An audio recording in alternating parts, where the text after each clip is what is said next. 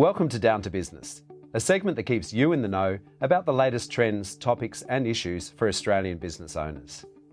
Today we're talking with Chris Kennedy, Wealth Advisory Director at William Buck Chartered Accountants and Advisors, about the key things you need to consider in the lead up to retirement. Thanks for joining us, Chris. For business owners, making the decision to retire can be a difficult one. From your experience, when should they start thinking about retiring? Look, we think business owners and non-business owners should think about retirement perhaps 5 years or longer out from retirement. There's a number of reasons for that. Firstly, the ability to make contributions to super have been constricted over time by government legislation, so the ability to throw big licks of money at super just before you retire aren't there like they were there before. Another reason that you might want to have an extended time frame is that you need time to sell the business, and the business might not sell as quickly as you think it would, so that lead time or preparing for succession in the business isn't something that just happens instantly, so a longer time frame is necessary. Planning for retirement is a big deal, and there are a lot of hurdles to overcome to get you in the best position you can. Giving yourself the longest lead time to do that is invaluable. So what are some of the issues that stop business owners planning for retirement? I think once again business owners and non-business owners have a shortfall in their superannuation at the moment compared to what they may have had a few years ago, largely due to the fall off in markets over the last few years. So if you haven't got enough money to retire or money at the level that you would like now, well then obviously you stay at work. So that can be one reason to stave off retirement.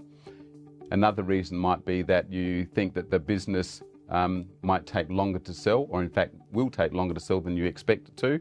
So where about 75% of people think their business will sell quite quickly, in reality only about a third of that number happens.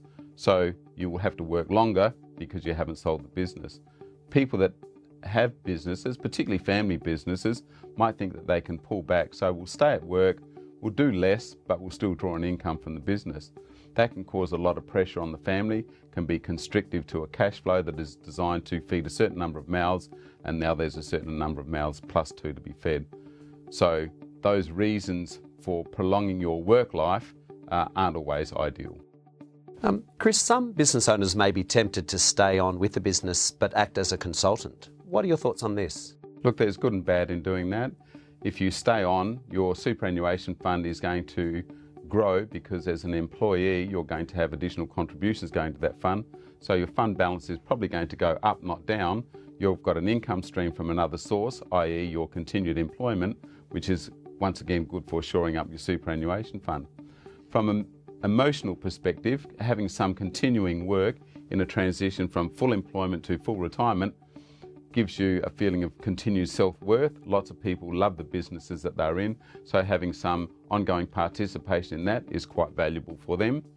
The downside of it is probably that you're still involved in a business that the new owner has perhaps some different view on the running of that business going forward. You might not like the things that he's doing with that business. He might not like the advice that you're providing him, even though you're on there as a consultant. You find that you're getting stressed where you weren't as stressed before, and it might be an unpleasant situation. You might wish that you retired earlier. So there are good and bad in that. Thanks, Chris. To find out more, visit williambuck.com and keep an eye out for the next edition of Down to Business.